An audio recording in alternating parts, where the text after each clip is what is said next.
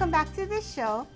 And like I said, we want to get you started on your lays for all your different spring events, graduation, Girls' Day, Mother's Day, all the different times that we're going to be celebrating. So we have Daven from our Pearl City store to share with us another lay. Hi Daven, how you doing? Hi Joy, doing fine, thanks. I know, we love to ask you about lays because we know that you like to make different lays and come up with different designs. But a lot of times yours are pretty easy for us to, we can, after watching you, we can make one. That's right, if I can do it, anybody can. No, but so do you have one of those for us today? Yeah, I thought we start the season off with going back to the basic one straw lay, but a little twist to the whole thing. I'm going to show the twist, what I call a twisted Ilima. A twisted Ilima, okay. Yeah, so it's we're introducing yarns that we just started picking up this past season.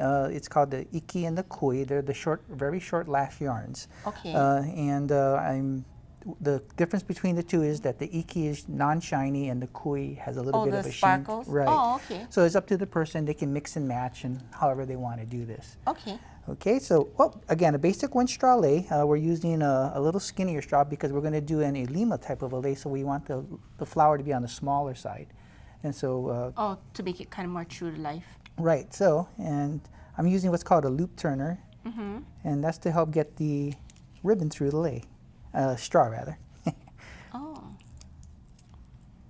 It has a little hook or something? Yeah, a little hook, and then you just pull, grab that ribbon and just pull it through. Oh, that was fast. Yep. Because that's not really a straw, but it's like a little tube. Very sturdy. Very sturdy. But it's small. Very small.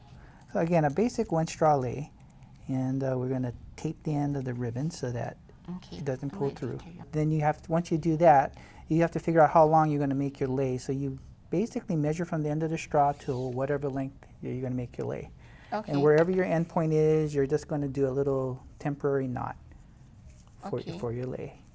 And what we're going to do is what's called a twisted Ilima, which is actually making two separate lays and joining them together to do this. And it's a lay that I see around, and thought a little fun thing to do for people who like to do a one straw lay, a little nervous about going into the multi-straw lays. This is something that they can do to add a little twist to what they're doing. So again, you get your two ends of the yarns. I'm using the orange and the yellow for the Iki. Iki. And then again, you want to make sure that the lashes are facing in the same direction so that they layer it over very easily. Then you would just basically tie your yarns, make a simple knot to the ribbon. You want it tight enough so that it doesn't just fall down, but you want it loose enough so that it'll still slide up and down the ribbon. Okay.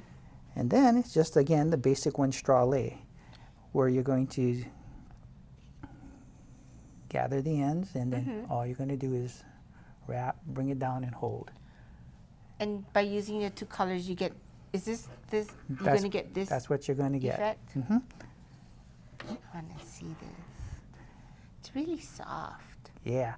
And for people who haven't done one straw lays, it's really simple. You just have to remember consistency is the most important thing. So you want to make sure that your wraps are about the same spaces between. You're always holding onto the yarns. And as it fills up under your hand, you just slide it a little bit down, but you always keep something on the straw. And then the idea too is not to get so close that you're going to catch the lashes from the previous wrap.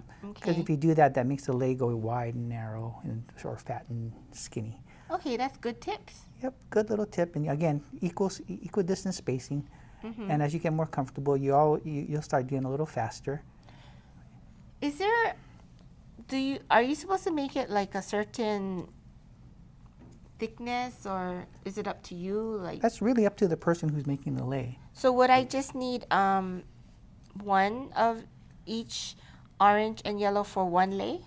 You'll probably, depending on how much you right, you make it. It's to be safer. You'll get about a lay and a half out of the two skeins, just to be safe. But if you might be able to stretch it to two.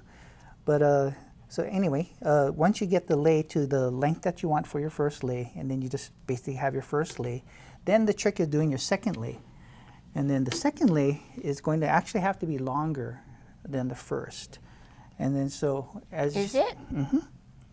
Just a little. A little bit.